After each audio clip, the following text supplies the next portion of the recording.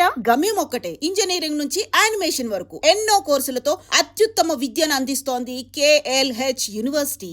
నేను ఇప్పుడు మాట్లాడేది నేను సినిమా గురించి మాట్లాడట్లేదు, శేషు గురించి మాట్లాడట్లేదు. లవ్ ఫెయిల్యూర్ అయిన ప్రతి వ్యక్తికి ఒక చిన్న ఫ్యాంటసీలు ఉంటాయి. అంటే ఇప్పుడు ఉదాహరణకు చెప్తాను, ఆడు సడన్గా ఏదో ఊరికి వెళ్తాడు, ఒక సెలవులకి వెళ్ళాడు అనుకోండి, ఆడికి ఎంతసేపటికి మైండ్లో ఈ ఊర్లో నా లవర్ కనిపిస్తే ఎట్టుంటుంది, లేకుంటే వాడు పెళ్ళి అయిపోయిన తర్వాత చాలా రోజులకి అక్కడ రోడ్డు మీద నా లవర్ కనిపిస్తే అమ్మాయి ఏమైనా ఇబ్బందులో ఉండి వెళ్ళి సాయం చేస్తే ఎలా ఉంటుంది. ఇలాంటి ఫ్యాంటసీలు లవ్ ఫెయిల్యూర్ అయిన ప్రతి ఒక్కరికి, వన్ సైడ్ లవ్ చేసే వాళ్ళందరికీ ఈ ఫ్యాంటసీలు అంటే చిన్న చిన్న కోరికలు తన ముందు ఇంప్రెషన్ తెచ్చుకోవడానికి. షేష్ సినిమాల్లో స్టోరీ లైన్స్ చూస్తే ప్రతిసారి ఇన్నర్గా ఉంటుంది అది. ఎందుకు మీకు అంటే నా క్వశ్చన్ అర్థమవుతుంది. లవ్ ఫెయిల్యూర్ ఎందుకు ప్రతి సినిమాలో ఉందంటున్నారు? లవ్ ఫెయిల్యూర్ కాదు, ఆ లవర్కి హెల్ప్ చేయడం కానీ, లేదా లవర్ గురించి ఆలోచించడం కానీ, బ్రేకప్ తర్వాత అంటే బ్రేకప్ తర్వాత కూడా ఆలోచించి ఒక బ్యూటీ ఉంటుంది అనమాట. చాలామంది యంగ్స్టర్స్ అంటే నేను ఆ బిటర్ స్వీట్ పెయిన్ అనుభవించారండి. ఓకే,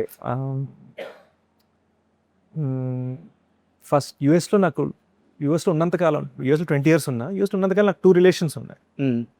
ఈ 2 relations కూడా ఒకటి లవ్ ఫెయిల్యూర్, ఒక అమ్మాయితో బ్రేకప్ అయిపోయింది యూనో కొన్ని వేరే రీజన్స్ వల్ల.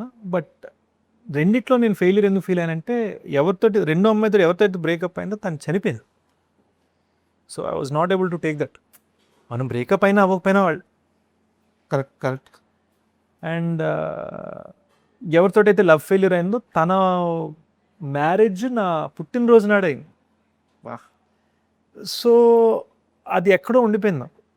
అండ్ లక్కీగా నాకు ఒక 10-15 ఏళ్ల తర్వాత తెలిసింది ఏంటంటే, తన మ్యారేజ్ నా బర్త్డే నాడు అనుకున్నారట, దానికి 1 week తర్వాత చేశారట.